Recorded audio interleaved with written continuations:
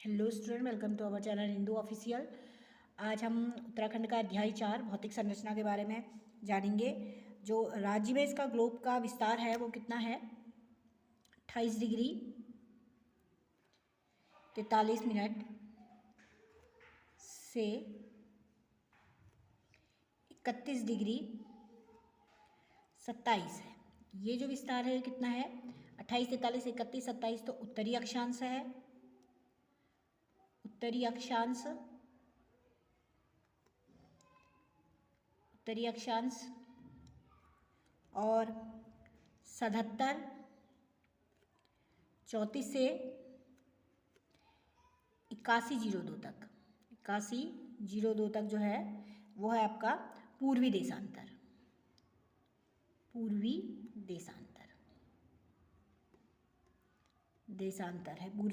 देशांतर है। मतलब इसका जो अक्षांशीय और देशांतर है वो लगभग 244 और 3 डिग्री 28 है। तो ये इसका उत्तरी अक्षांश हो जाएगा 28, 41, 31, 27। और पूर्वी देशांतर की बात करें तो 77, 34 और 8102 है पूर्वी देशांतर। 2 डिग्री 44 मिनट और 3 डिग्री और 28 ये आपका अक्षांशीय और देशांतरी इसका विस्तार है। राज्य का जो आकार है वो कैसा है? आयताकार है, राज्य का आकार। और जो राज्य का क्षेत्र है उस पूरे क्षेत्र को क्या कहा जाता है? कुमाऊं गढ़वाल हिमालय कहा जाता है। क्या कहा जाता है? कुमाऊं गढ़वाल हिमालय।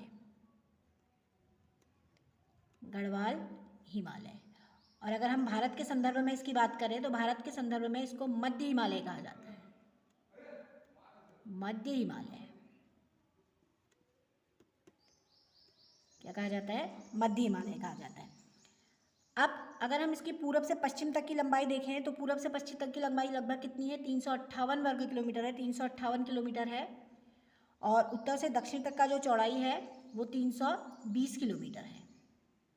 ये इसकी लंबाई हो गई 358 और 320 क्या हो गई? इसकी चौड़ाई हो गई। कुल क्षेत्रफल जो है, क्षेत्रफल है 53,483 वर्ग किलोमीटर इसका क्षेत्रफल है।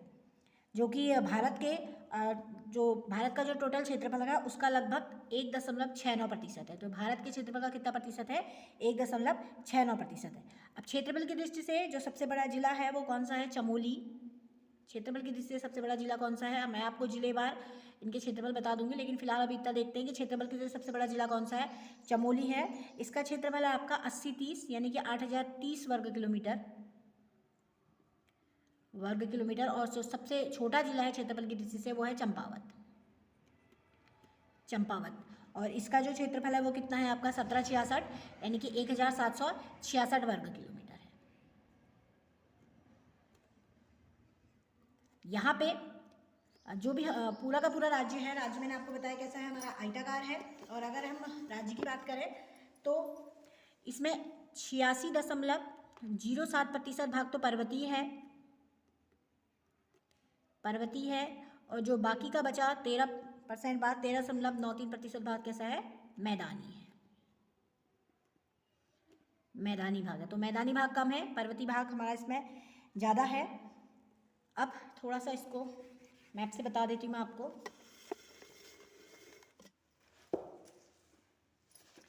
ये कुछ ऐसा है।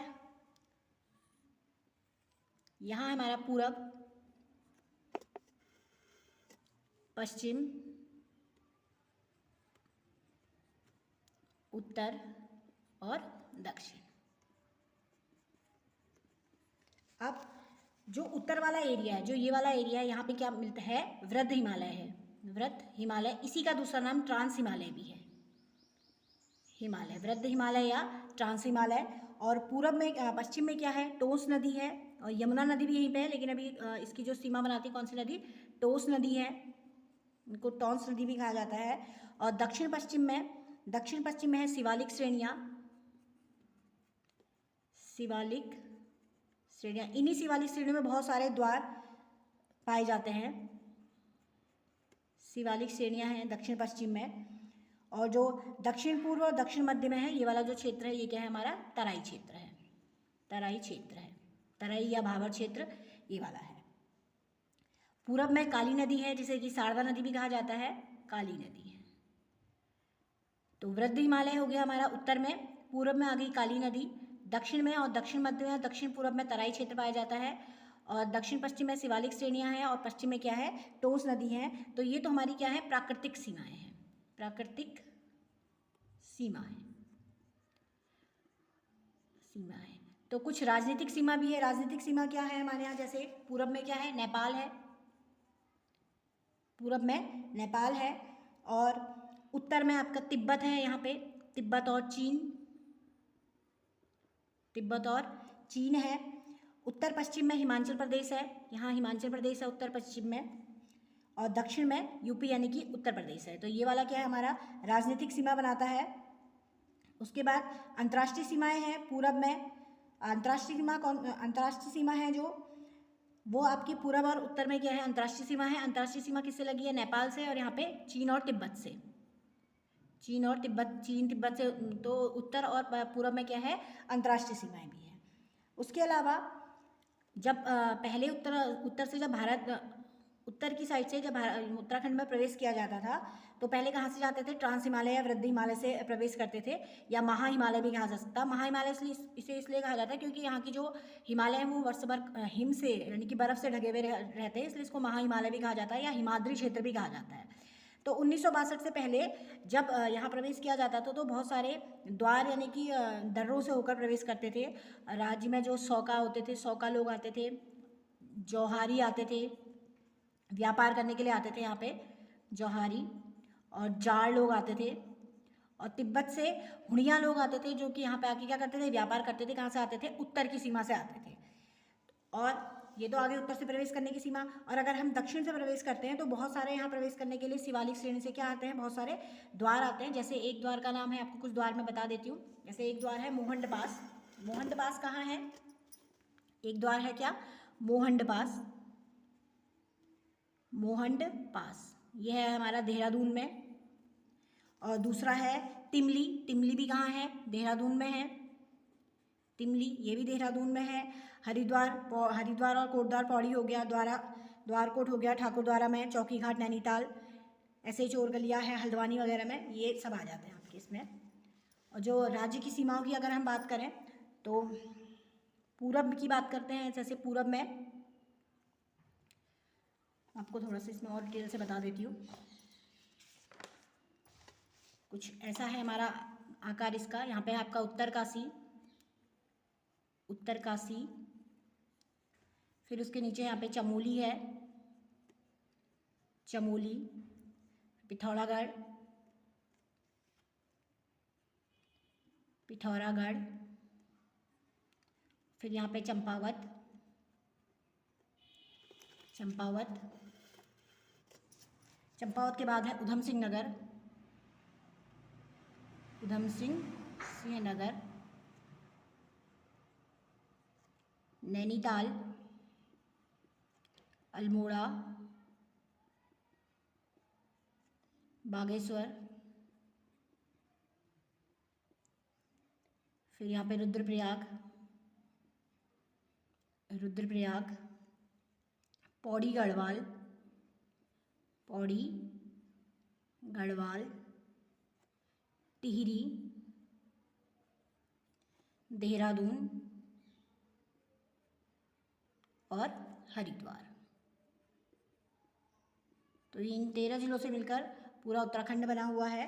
तो जो पिथौरागढ़, चंपावत और उधम सिंह नगर है, पिथौरागढ़, चंपावत और उधम सिंह नगर है, तो जो ये 3 जिले हैं इनकी सीमा कहाँ लगती है, नेपाल से लगती है।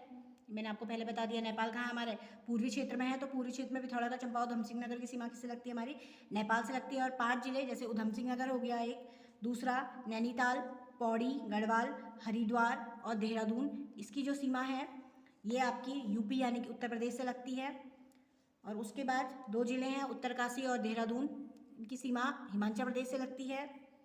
और 3 जिले उत्तरकाशी, चमोली और पिथौरागढ़, इन तीनों जिलों की सीमा चीन और तिब्बत से लगती है, चीन और तिब्बत से। तिब्बत से लगती है। तो सबसे जो पूरब में है, पूरब में क्या है, पिथौरागढ़ है, और पश्चिम में देहरादून, उत्तर में उत्तरकाशी, और दक्षिण में क्या है, ऊधम सिंह नगर है। कुछ पौड़ी जिला एक ऐसा जिला है जिसकी जो सीमा है सबसे ज़्यादा जिलों को स्पष्ट करती है। 7 जिलों को, कौन कौन से 7 जिले, एक तो यहाँ से आता है अल्मोड़ा, नैनीताल, रुद्रप्रयाग, टिहरी, देहरादून और हरिद्वार। तो 7 जिलों को स्पष्ट करने वाला सबसे ज़्यादा जिलों को स्पष्ट कौन करता है, पौड़ी करता है, वो 7 जिले ये हैं। और उसके अलावा 4 आंतरिक जिले हैं जिनकी सीमाएं किसी भी देश को किसी को भी स्पष्ट नहीं करती। कौन कौन से आंतरिक जिले, एक टिहरी है, दूसरा रुद्रप्रयाग है, तीसरा बागेश्वर है, और चौथा अल्मोड़ा है, जो किसी भी देश या किसी भी राज्य को स्पर्श नहीं करती। इन चारों को आंतरिक जिले भी कहा गया है। उसके बाद है सबसे ज़्यादा अंतर्राष्ट्रीय सीमा बनाता है हमारा पिथौरागढ़। जो अंतर्राष्ट्रीय सीमा किससे बनाता है, नेपाल से बनाता है। तो ये कहाँ पे हमारा, पूर्व में है। और यही पिथौरागढ़ नेपाल से भी बनाता है और चीन से भी बनाता है, इसलिए सबसे ज़्यादा अंतर्राष्ट्रीय जो सीमाएं बनाता है वो कौन बनाता है, पिथौरागढ़ बनाता है। तो जो भौगोलिक संरचना है उत्तराखंड की इतनी ही है, ये मैंने आपको बता दी। अगर आपको वीडियो पसंद आए तो लाइक करें, शेयर करें, सब्सक्राइब करें। Thank you.